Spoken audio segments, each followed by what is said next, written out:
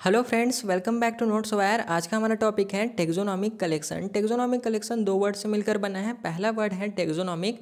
Taxonomic का मतलब होता है ऑर्गेनिज्म का क्लासिफिकेशन और आइडेंटिफिकेशन। दूसरा वर्ड है कलेक्शन, जिसका मतलब होता है इकट्ठा करना है। इस प्रकार टेक्सोनॉमिक कलेक्शन का सिंपल मतलब होता है ऑर्गेनिज्म को क्लासीफाई और आइडेंटिफाई करने के लिए इकट्ठा करना। टेक्सोनॉमिक कलेक्शन के बहुत सारे टाइप्स और मेथड्स होते हैं, जिनको हम आज की क्लास में एग्जाम्पल के साथ समझेंगे। एक बात और है जिसे आपको जानना बहुत ज़रूरी है। टेक्सोनॉमिक कलेक्शन जो होता है ये टेक्सोनॉमिक प्रोसीडर का पहला स्टेप होता है। टेक्सोनॉमिक प्रोसीडर का मतलब होता है ऐसा प्रोसेस जिसके थ्रू ऑर्गेनिज्म को आइडेंटिफाई, क्लासीफाई और उनका नाम रखा जाता है, यानी कि नॉमेनक्लेचर किया जाता है। तो इसका पहला स्टेप जो होता है वो होता है टेक्सोनॉमिक कलेक्शन। आज की क्लास शुरू करने से पहले आपसे एक छोटी सी रिक्वेस्ट है, अगर आपको आज की क्लास पसंद आती है तो प्लीज़ वीडियो को लाइक कर दीजिएगा, साथ ही साथ चैनल को सब्सक्राइब कर लीजिएगा ताकि इसी प्रकार की वीडियो आपको रेगुलर मिलती रहे। चलिए फर्स्ट हम इंट्रोडक्शन को समझ लेते हैं। टेक्सोनॉमिक कलेक्शन का मतलब है ऑर्गेनिज्म को कलेक्ट करके सिस्टमेटिकली क्लासीफाई और स्टोर करना। देखिए, टेक्सोनॉमिक कलेक्शन का मतलब केवल ऑर्गेनिज्म को इकट्ठा करना नहीं है, बल्कि उन्हें सुरक्षित तरीके से स्टोर करना भी है। जैसे अगर हम बचपन की बात करते हैं तो बचपन में हम डिफरेंट टाइप के स्टिकर को क्या करते थे, कलेक्ट करते थे। फिर कलेक्ट करने के बाद उन्हें स्टोर करते थे और स्टोर करने के बाद उन्हें क्लासीफाई करते थे। जैसे अगर हमने पिकाचू का स्टिकर कलेक्ट किया है तो पिकाचू का स्टिकर एक साइड रख देते थे, डोरेमोन का स्टिकर एक साइड रख देते थे, ताकि उनकी पहचान सही तरीके से हो सके। और उन्हें ऐसा स्टोर करते थे कि वो धूल मिट्टी से बच जाए, उसमें पानी ना पड़े और हमारे दोस्तों से भी बच जाए, क्योंकि कोई दोस्त लोग ऐसे रहते हैं जो चुरा कर ले जाते हैं। उसी प्रकार से टेक्सोनॉमिक कलेक्शन में भी ऑर्गेनिज्म को कलेक्ट, स्टोर और उनको सिस्टमेटिक तरीके से क्लासीफाई किया जाता है, अलग अलग ग्रुप में डिवाइड किया जाता है, ताकि उनकी पहचान, संरचना और इवोल्यूशन को बेहतर तरीके से समझा जा सके कि इस प्रकार से उन ऑर्गेनिज्म का विकास जो है नेचर में परिवर्तन के साथ साथ हुआ है। यह प्रक्रिया साइंटिफिक स्टडी, बायोडाइवर्सिटी कंजर्वेशन और इकोलॉजिकल रिसर्च में महत्वपूर्ण है। बायोडाइवर्सिटी कंजर्वेशन का मतलब होता है कि हमारे पृथ्वी पर बहुत सारे प्रकार के ऑर्गेनिज्म प्रेजेंट हैं, जिसे हम बायोडाइवर्सिटी के नाम से जानते हैं, जिनमें से कुछ ऑर्गेनिज्म जो हैं अब विलुप्त होने के कगार में हैं। उन ऑर्गेनिज्म को बचाने का जो प्रोसेस होता है उसे हम बायोडाइवर्सिटी कंजर्वेशन कहते हैं। इकोलॉजिकल रिसर्च यानी कि ऑर्गेनिज्म का अपने वातावरण के साथ क्या रिलेशनशिप है, वो अपने वातावरण में क्या रोल प्ले करता है, तो इन सब चीज़ों के लिए टेक्सोनॉमिक कलेक्शन जो है बहुत ज़्यादा इम्पॉर्टेंट है। म्यूज़ियम, बॉटनिकल गार्डन्स और जूलॉजिकल पार्क जैसे जगहों पर टेक्सोनॉमिक कलेक्शन को केयरफुली प्रिजर्व किया जाता है। म्यूज़ियम जो होता है ऐसी जगह होती हैं जहाँ पर स्पेसिमेन को स्टोर किया जाता है और शोकेस किया जाता है, दिखाया जाता है। स्पेसिमेन से यानी कि किसी भी ऑर्गेनिज्म का प्रिजर्व सैंपल, चाहे उसकी बॉडी पार्ट हो छोटी सी या फिर पूरी बॉडी पार्ट भी हो सकता है, उसे हम स्पेसिमेंस के नाम से जानते हैं। बॉटनिकल गार्डन्स नाम से स्पष्ट है कि इसमें हम प्लांट्स को स्टोर करते हैं, प्रिजर्व करते हैं। देन जूलॉजिकल पार्क से इसमें एनिमल को प्रिजर्व किया जाता है। सेकेंड है definition taxonomic collection. Taxonomic collection उन प्रिजर्व्ड सैंपल का सिस्टमेटिक अरेंजमेंट है जो ऑर्गेनिज्म की पहचान, क्लासिफिकेशन और स्टडी के लिए उपयोग किया जाता है। ये सैंपल उन ऑर्गेनिज्म को प्रतिनिधित्व करता है जिन्हें फील्ड से कलेक्ट किया गया है। फील्ड यानी कि उनके नेचुरल हैबिटेट से, जहाँ पर वो पाए जाते हैं, और फिर लेबोरेटरीज और संग्रहालय यानी कि म्यूजियम में एनालाइज और प्रिजर्व किया गया है।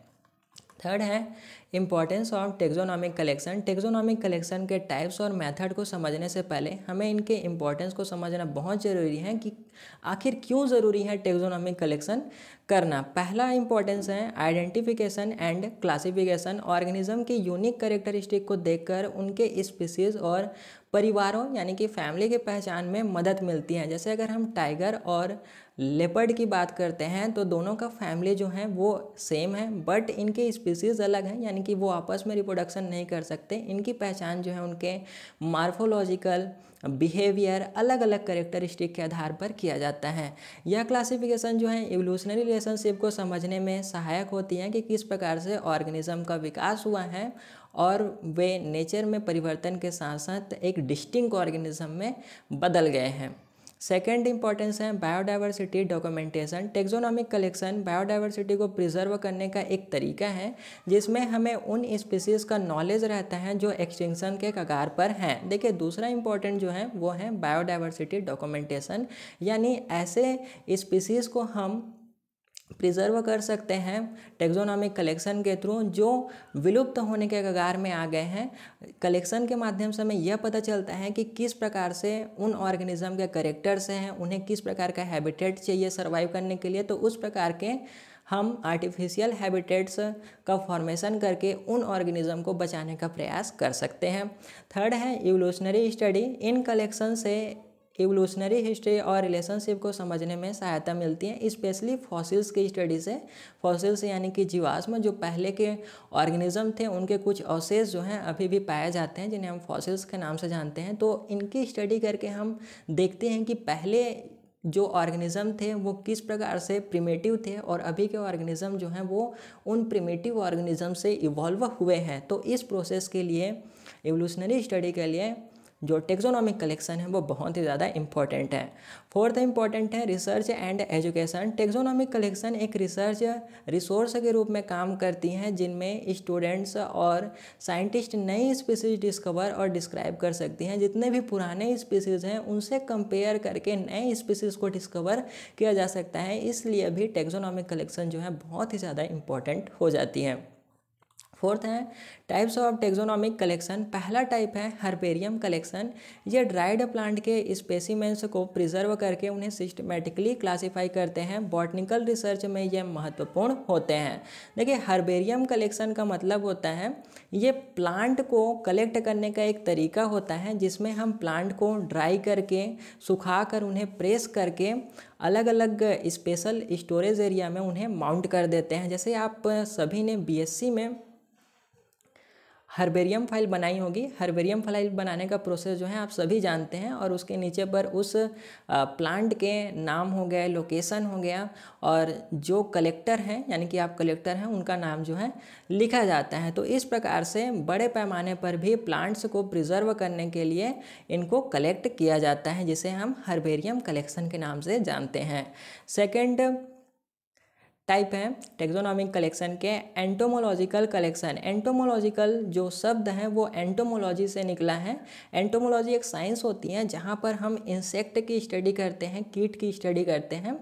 एंटोमोलॉजिकल कलेक्शन इंसेक्ट को प्रिजर्व्ड स्पेसिमेंस का कलेक्शन है। स्पेसिमेंस यानी कि उनके बॉडी पार्ट हो सकते हैं या फिर पूरे बॉडी पार्ट का प्रिजर्व कलेक्शन हो सकता है, जिसमें अलग अलग स्पीसीज़ को पिंड या लिक्विड मीडियम में प्रिजर्व किया जाता है। प्रिजर्वेशन के अलग अलग मेथड होते हैं, जिसमें हम कुछ मेथड ऐसे होते हैं जिसमें हम ऑर्गेनिज्म को पिन करके रखते हैं, कुछ में लिक्विड मीडियम में जैसे एल्कोहल और फॉर्मेलिन हो गया उनमें डुबाकर रखा जाता है ताकि वो उनकी बॉडी जो है डीके ना हो, डिकम्पोज ना हो जाए। ये कलेक्शन जो होते हैं इंसेक्ट बायोडाइवर्सिटी और इकोलॉजिकल को इकोलॉजिकल या इकोलॉजी में इनके रोल को समझने में मददगार होते हैं और नए इंसेक्ट स्पीसीज़ को डिस्कवर करने के लिए भी काम आते हैं। जैसे कि आप इस इमेज में देख रहे हैं कि बहुत सारे मेथड का यूज़ करके ऑर्गेनिज्म को कलेक्ट और प्रिजर्व किया गया है, संरक्षित रखा गया है।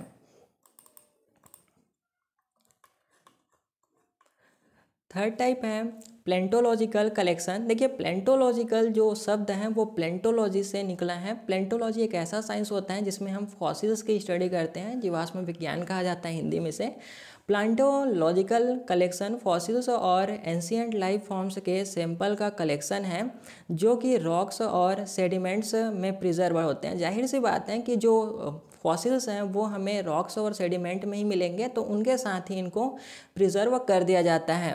इन्हें स्टडी करने से साइंटिस्ट एंशिएंट लाइफ के स्ट्रक्चर और एवोल्यूशन को समझ पाते हैं कि किस प्रकार से पुराने ज़माने के ऑर्गेनिज्म थे और उन ऑर्गेनिज्म से आज के मॉडर्न ऑर्गेनिज्म जो हैं वो विकसित हुए हैं। ये डायनासोर, एंशिएंट प्लांट्स और सी क्रिएचर जैसे प्राचीन जीवन के स्पेसीमेंस को भी प्रिजर्व करते हैं। जैसे कि आप देख सकते हैं बहुत सारे फॉसिल्स, बोन्स हैं जिनको यहाँ पर प्रिजर्व करके रखा गया है।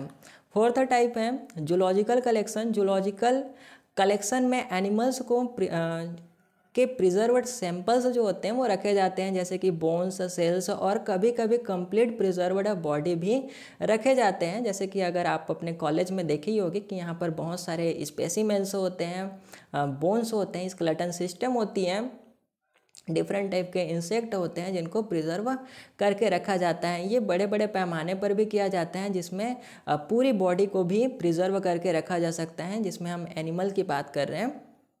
ये कलेक्शन जो होते हैं एनिमल्स के स्टडी और उनके एनाटॉमिकल और टेक्सोनॉमिकल डिटेल को समझने के लिए काम में आते हैं। एनाटॉमिकल यानी कि उनके मॉर्फोलॉजी और टेक्सोनॉमिकल डिटेल्स यानी कि उनके स्पेशल कैरेक्टरिस्टिक जिनकी मदद से उन्हें क्लासीफाई और आइडेंटिफिकेशन किया जाता है, इनको समझने में बहुत ही ज़्यादा इंपॉर्टेंट है जूलॉजिकल कलेक्शन। फिफ्थ है methods of collection and preservation.